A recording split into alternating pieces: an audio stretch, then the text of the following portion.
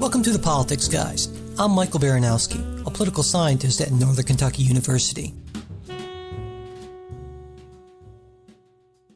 Just a few quick notes before we start today's show. First off, it's brought to you ad-free. Now, of course, nobody likes ads, but they do help us to pay the bills. And so when we don't have ads, we have to rely a little bit more on contributions from listeners like you. So if you haven't contributed, that can't be a word, contributed, how about that? And you might be interested in doing so, that would be really great and very much appreciated. And to do that, you can go to politicsguys.com and click on the Patreon link. Second thing, you'll notice there's a little bit of an audio artifact throughout this interview. I did my best to minimize it as much as possible, but it is still there just a little bit. Just wanted to let you know ahead of time. And finally, if you haven't heard already, I am starting a blog, which will feature, mainly my research, my newest research interest, which is all things related to food politics, as well as maybe some non-food politics related things, maybe even some non-politics related things from time to time. We'll kind of see how that goes. If you're interested in checking that out, go to politicsguys.com/Mike. And now on to today's show.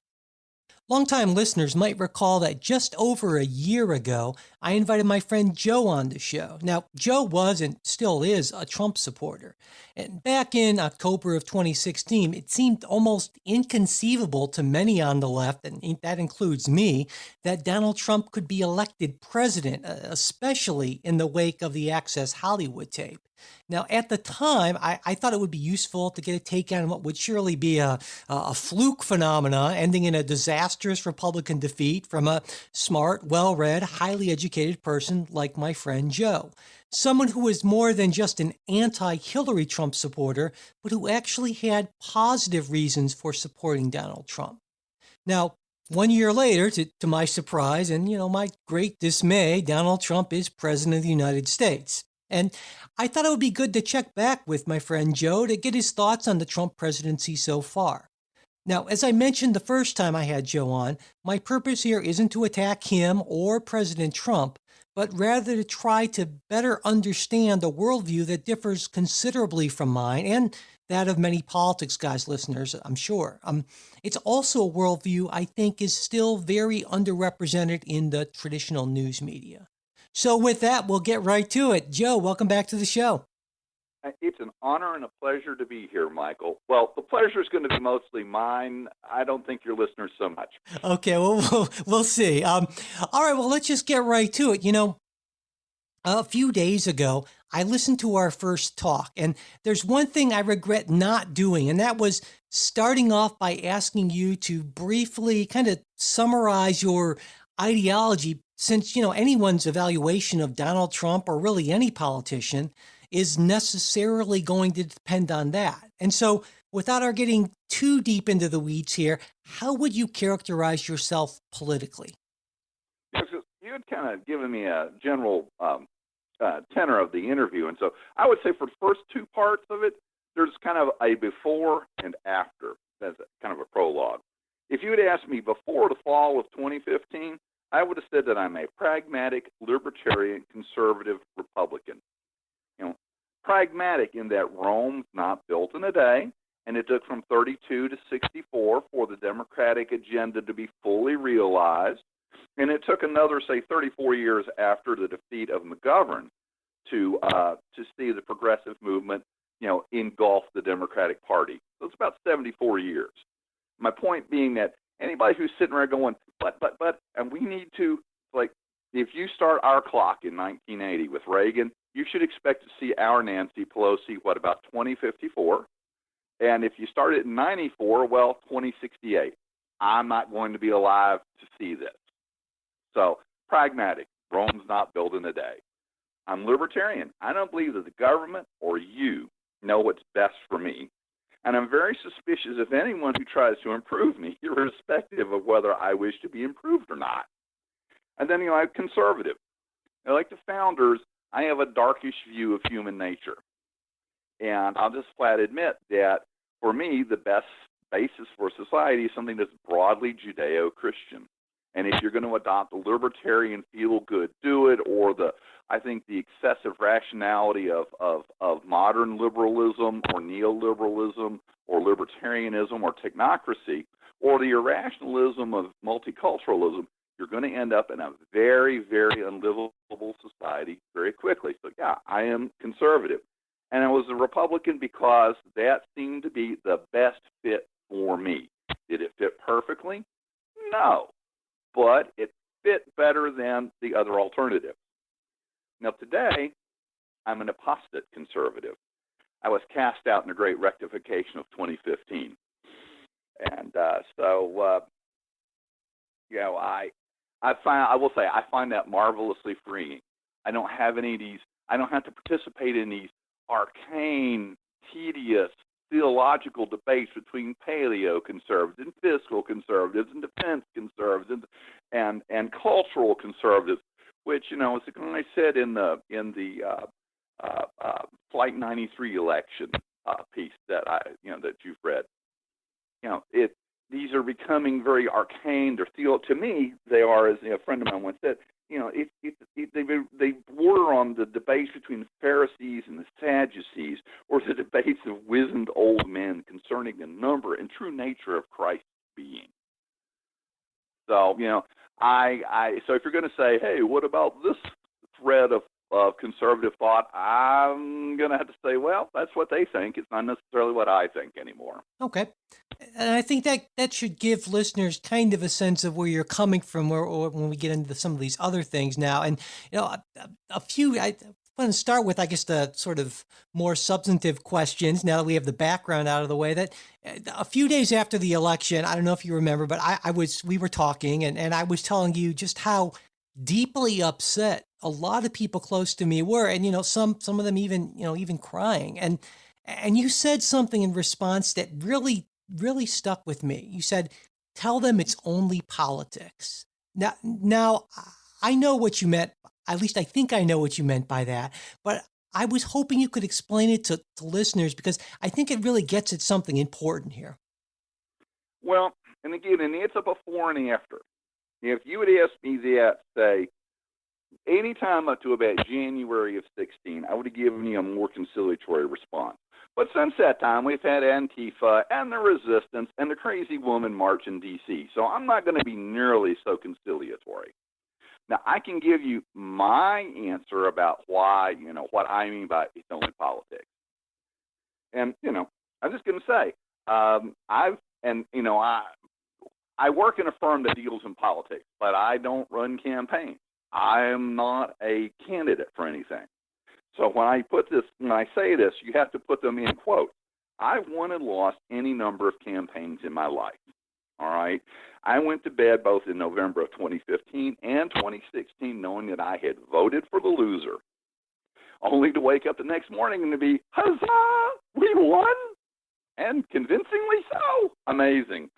So, I was happy. I went to bed that night. I slept soundly, didn't have any tears, no thrashing about, no nightmares. And because I know my life's going to go on irrespective of the outcome of either a gubernatorial or a presidential election. Look, I deal cards for some religious eleemosynary organizations. I attend sporadically my spiritual community services.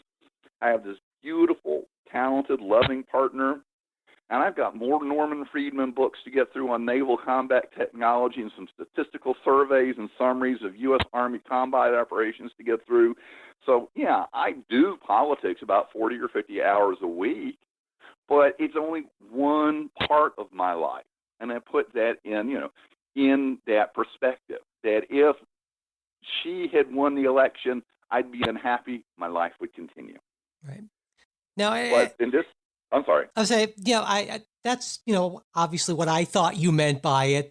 And I think one common response to that I would expect some listeners to make would be, well, sure, as a white male, you can say that sort of thing. But if you're a person of color, if you're a female, the picture is much different and much darker than that. And it's harder to say, well, it's only politics. Well, okay. Not one of your African-American listeners knows anybody who was ever a slave.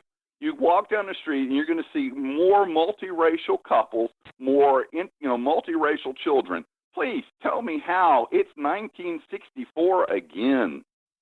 All right. Now, it might be a tough life for women if you're in Harvey Weinstein's company or Mark Halperin's company, but, I guess from that is to kind of grow up. If I might, my thought on why so many people on your team wept bitter tears is this. Politics is their religion.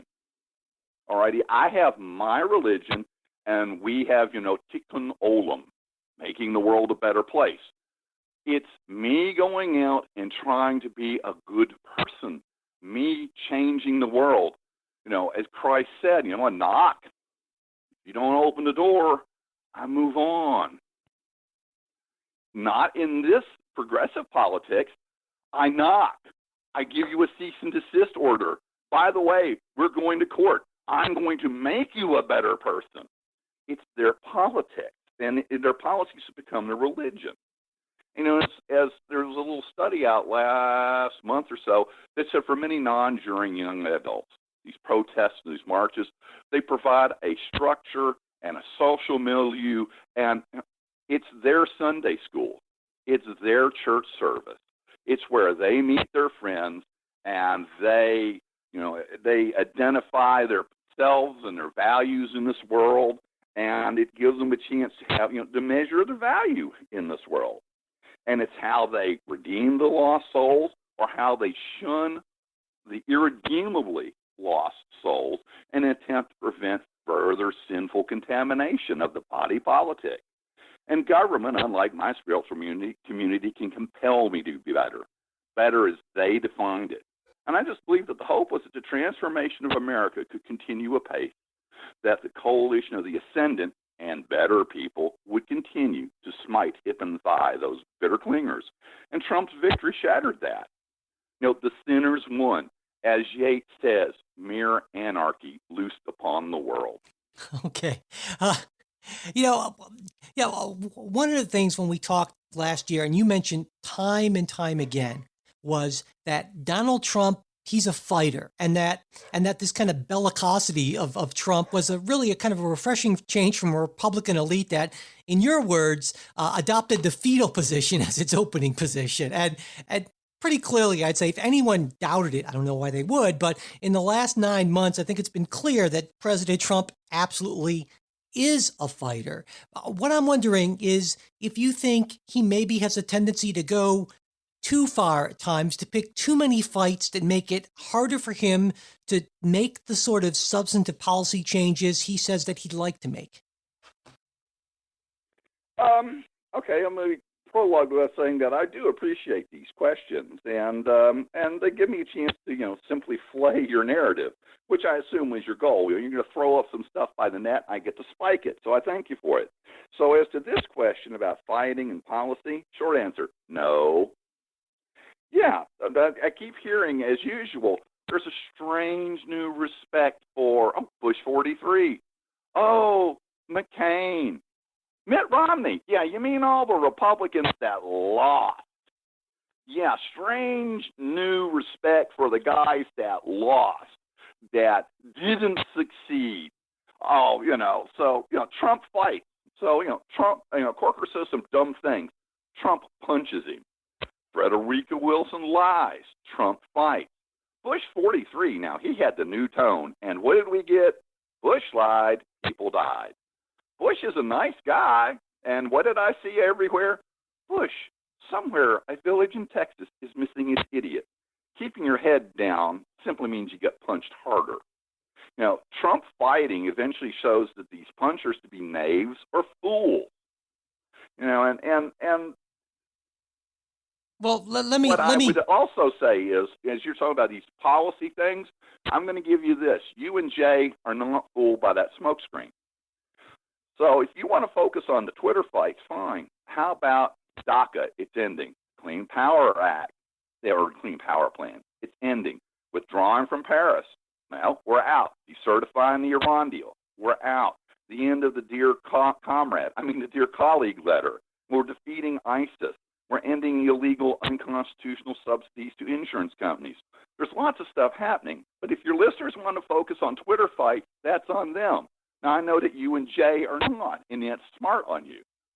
Right. I guess I meant, and I see what you're saying, but I'm wondering if, like, for instance, sort of seeming to pick fights with his own party for really, I don't know what gain exactly. And some would say, for instance, that perhaps part of the reason that Senator McCain, or as you like to call him, Mr. Cranky Pants, may have torpedoed one of President Trump's main policy goals, repealing and replacing Obamacare, might have had something to do with the sort of fights that President Trump engaged in with Senator McCain. And is there a point where you just say, maybe I'll hold my fire on this to achieve something greater, which is, I would maybe say, different from negotiating in the fetal position, or would you disagree with that?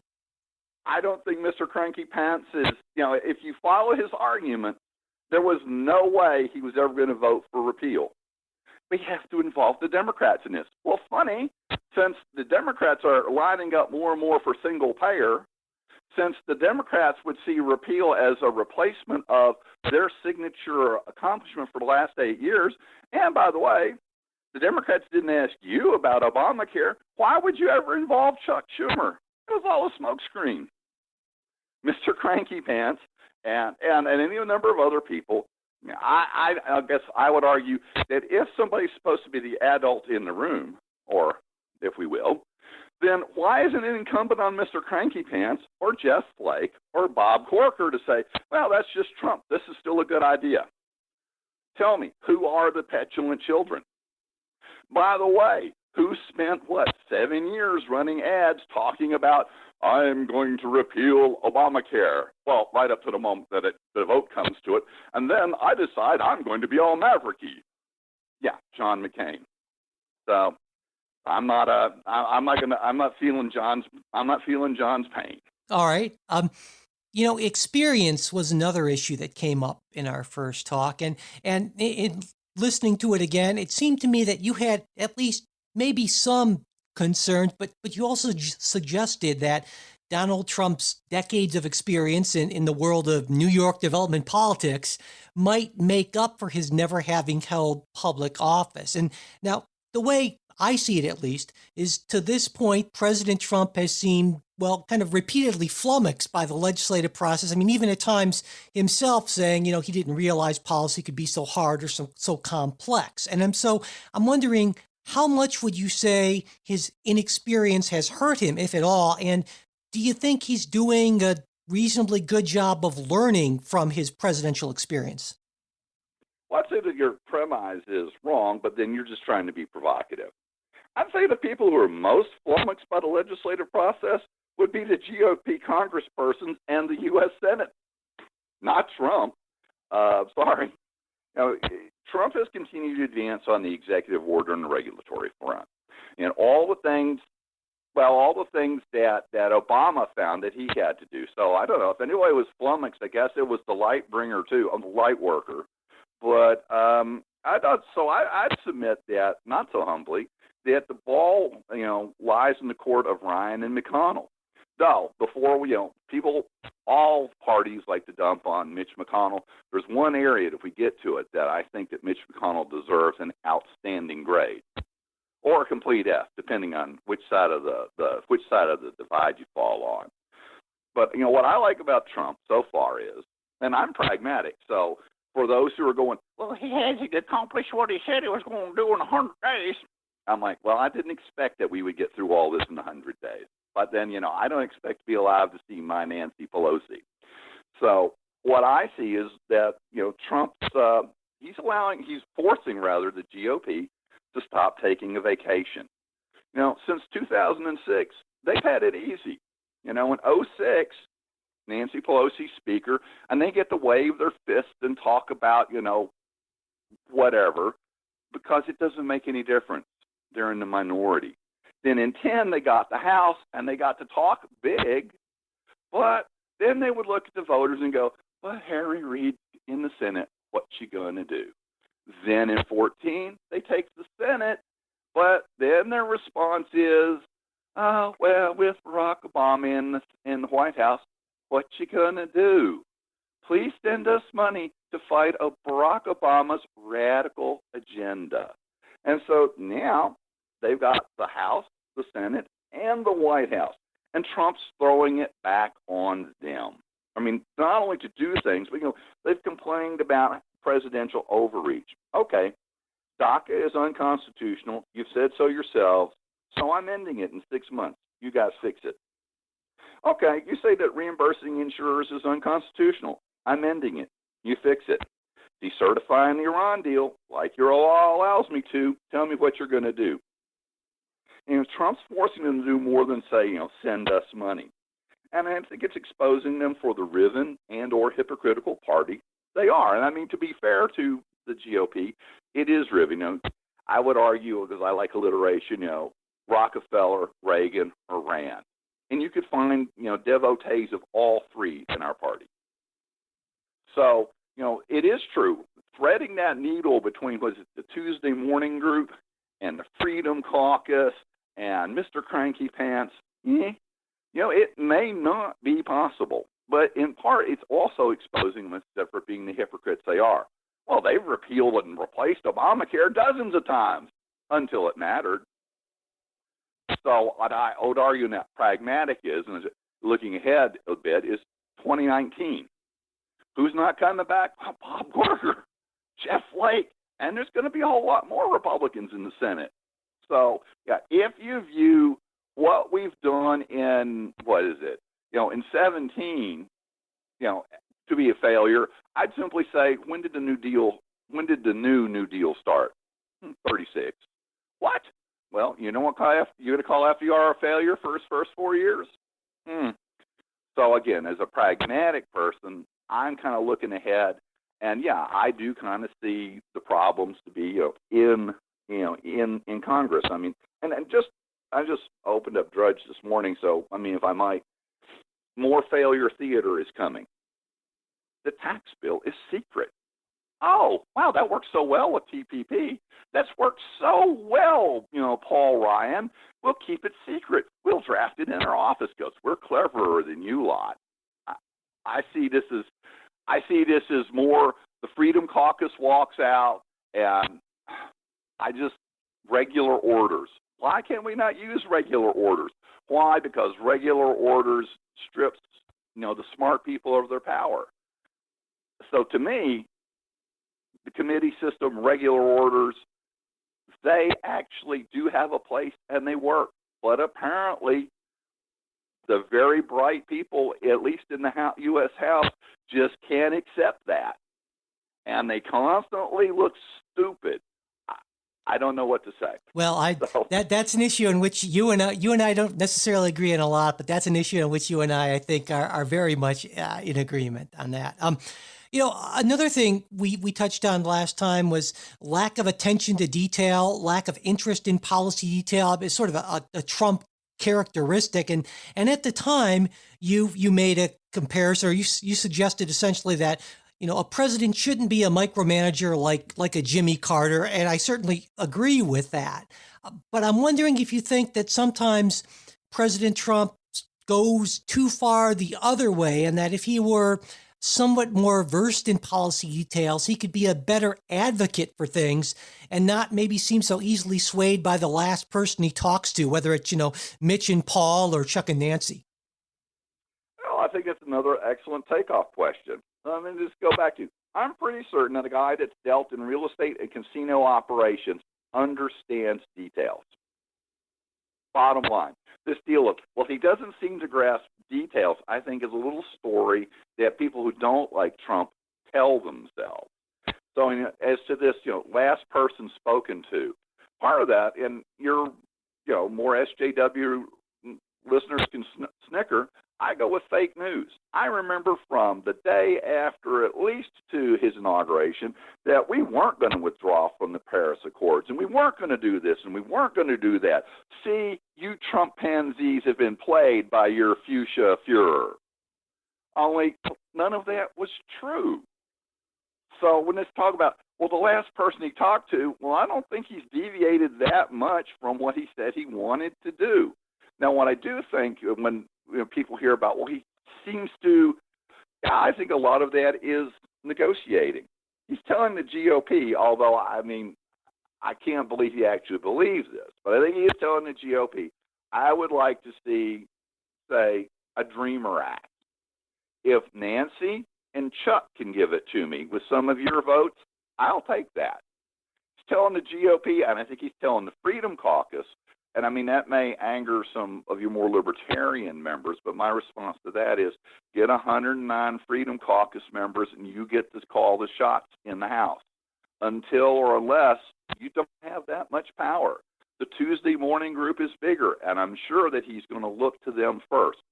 So what he's telling, I think, telling the GOP in general is, if I can get a deal that I can live with, I will go with anyone's votes.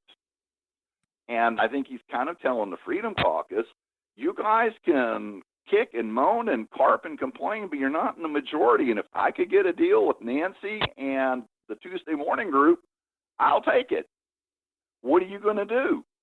Again, I think you get to, now you have to govern. And it puts it back onto Congress. I mean, I would give Trump this. I think he's, unlike many other presidents, he does have a grasp of, well, this is what I do. This is what you do. You make law. Please go about making law. So I don't really see this, he's not that detail-oriented, or he listens to the last person, it's what he said about, I think, one of the czars, he takes the shape of the last person that sat on him. I don't think so. Okay. So it's, I mean, a common narrative on the left, and you've sort of hit on this, is that President Trump is this emotionally immature, extraordinarily emotionally immature, out of his depth, attention span of a 6-year-old type of person. And it sounds to me like what you're saying is that that's what the left wants to believe, and what the Republican elite, some of them might want to believe, but actually he's a far cannier operator than most people are giving him credit for, at least in the mainstream media. I would say so, yeah. Okay. Now, one other thing I wanted to talk about is, you mentioned the first time, again, this split in the Republican Party between Wall Street and Main Street, right? Basically kind of suggesting that Donald Trump was, at least in part, the result of the Wall Street Republican elite saying, trust me, too many times, and continually failing to deliver on that, trust me. And, but based on a lot of analyses of his public statements, President Trump just flat out lies to an extent I don't think we've ever seen before. And certainly President Obama lied, as did President Clinton, and so on and so on.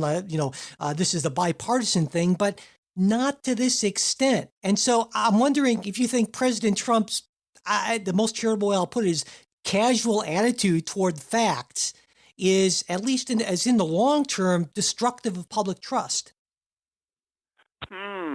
Well, I mean, by the way, I kind of agree with one of your lead-ins about they failed to deliver, but I would argue that in many cases that the GOP leadership has tried to deliver on its promises to Wall Street. Okay, sure, yeah, absolutely. And they've done a good job of that, no question. Those accursed deplorables at home have stopped our efforts at comprehensive immigration reform so we can have more natural Republicans. So I would say, yeah, they failed, but I don't think I think that they have failed their donors. They've talked about to the voters what they were going to do, but I think it's becoming clear that at least a large segment of them really never intended to give the voters what they promised. So that's not a failure if you don't do what you never intended. No, absolutely. And yeah, that's another issue that you and I think, are in pretty strong agreement on, definitely. But I thought, as to the lying, I'm just saying that's another provocative lead-in, and I like it. And I know it's not on to you, but, I noticed that lead-in's a little sparse on the facts, on lies. And so I just thought I'd, as Samuel L. Jackson used to say, let me rebut. Would you say that the lies are on the scale of the vast right-wing conspiracy against my husband, or I was named after Sir Edmund Hillary, or I dodged sniper fire in Tuzla, or the violence in Benghazi was caused by a video by which way we scapegoated and imprisoned an American citizen. Or, and this is the one I like the best, if you like your doctor, you can keep your doctor, which retroactively became the lie of the year. Or the Russians hacked the election, or the Hillary campaign had no connection to the Russian dossier. And then, of course, that scurrilous right-wing rag, the New York Times, bleated out, the campaign lied to us sanctimoniously. So my kind of question is, I'm a bit lost on the Trump lies, but please compare them in scope, scale, and number and effect to the above short list.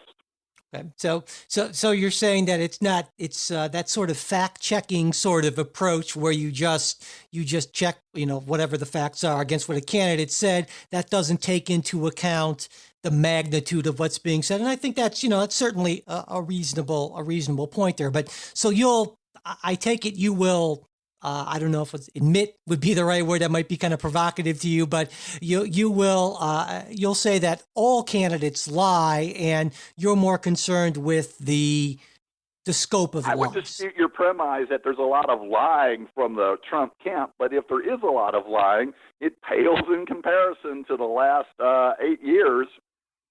Okay, and so would you say though that all of that casual attitude toward the truth, whether it's from President Trump or whether it's from President Obama, are in the long term destructive of public trust? I mean, are you concerned about it just in general, or do you think it's not really that big of a deal? I'd say you'd have to look at the effect.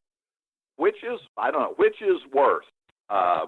One of the putative lies that you're going to pull out from Trump about, say, DACA or any number of other policy prescriptions, or you can keep, if you like your plan, you can keep your plan. I'm going to tell you that at the end of the day, probably some form of, I will say this.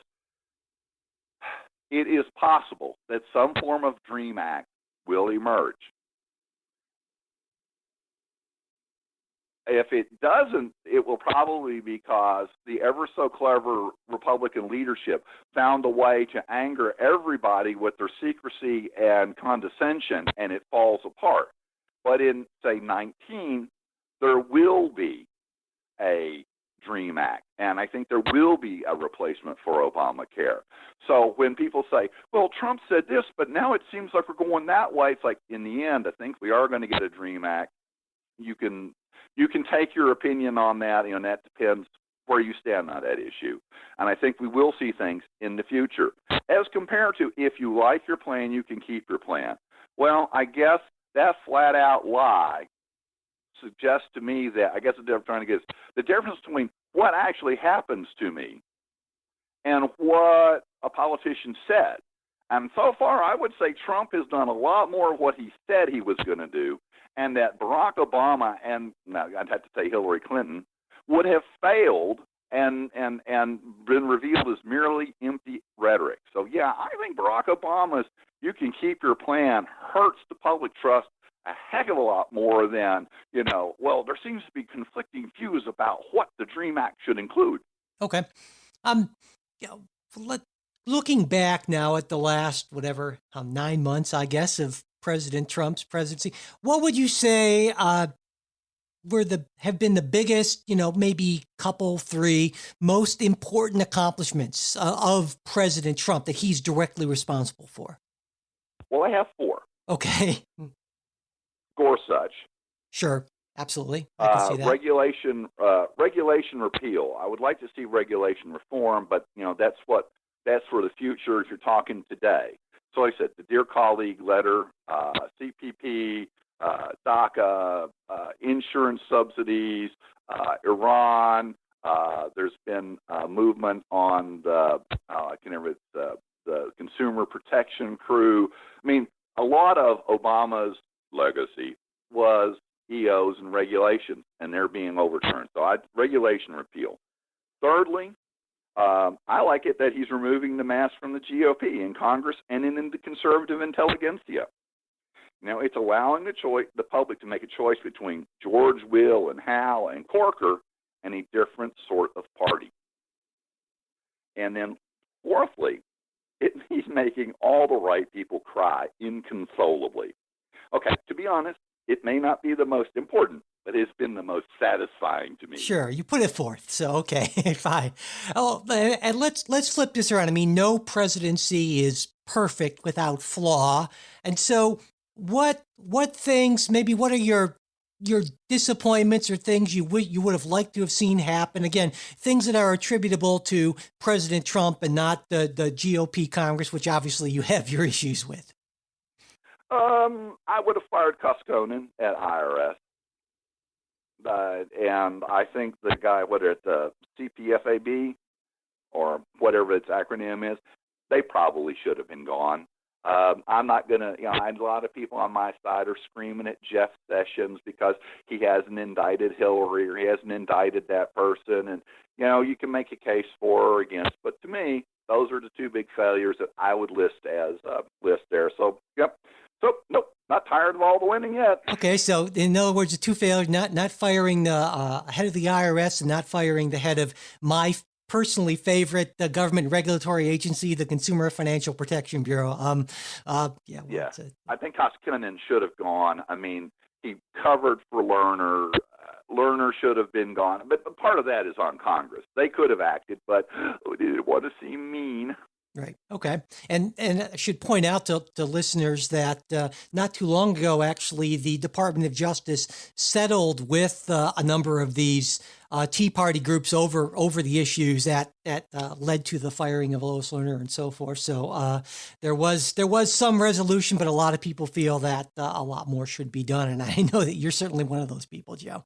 I have one final question for you. In October 2016, you were, in my view, delusionally confident that Donald Trump had a legitimate shot at winning the presidential election. And as it turned out, of course, you were right. And so I'm going to ask you to prognosticate again.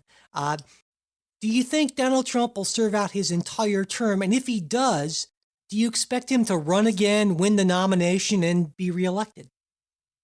Well, first off, let me just say that there's a reason I don't bet and I don't play poker because I stink at, prognosticating. Well, you got a big one right in 2016. Okay, so.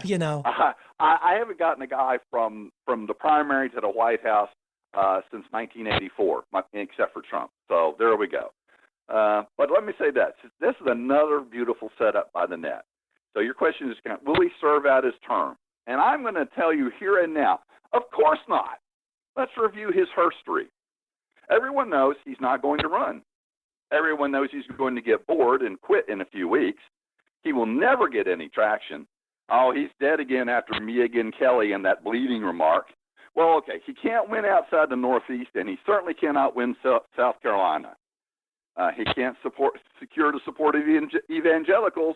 He's done for after the McCain kerfluffle. Oh, can't secure 1327 delegates. It's going to be a brokered convention. The convention will select someone other than Trump. Trump won't be selecting the Veep, or he will be the Veep candidate. He can't win the general. Look at the polling. He's dead after the grab them by the holy for holies. He's won. So, let me just end up by saying, if the resistance and the never Trumpers keep telling yourselves these fairy tales, it makes his reelection easier. And to quote Cartman, it makes your tears of unfathomable sadness even more yummy. And I don't know. I think he's going to serve out as to 2020. I don't know. But, if things stay as they are right now, Mike, who is going to beat him? Bernie? Oh, yeah, her for the third time? Oh, Mark Cuban beats him in the primaries. Oh, wait.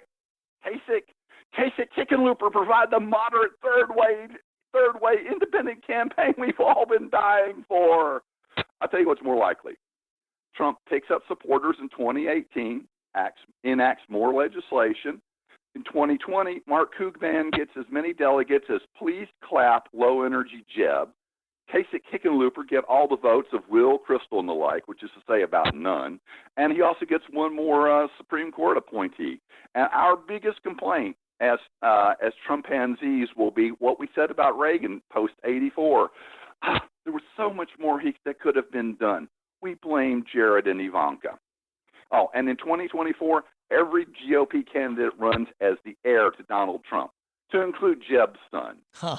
Okay. Now, I just want to go off on a little bit of a tangent here. A couple of times you mentioned 2019 and things you expected. It sounds like that you are expecting in 2018 that the Republicans might actually pick up some numbers in the House and the Senate. Is that it? Am I hearing that right? I don't know about in the House, but in the Senate, oh, yeah. Now, I know that you and Jay are smart guys, and I know that you all don't look at the tweet fight. So I assume that this is another provocative lead-in. Okay, for all your progressive listeners who are reading about Trump and Corker and Trump and whoever and Trump and Frederica Wilson, just grasp this. Who won the Trump-Corker-Trump Flake fight? Well, I'd argue Trump, because they're not coming back. And who's going to come in? Well, I think people are going to be more amenable to Trump. But more importantly, I believe 18 of 25 Democratic senators that are up for re-election this year are in states that Trump carried. If we replace just what? If we were to win 2/3 of those 18, that's 12 more senators in the R camp.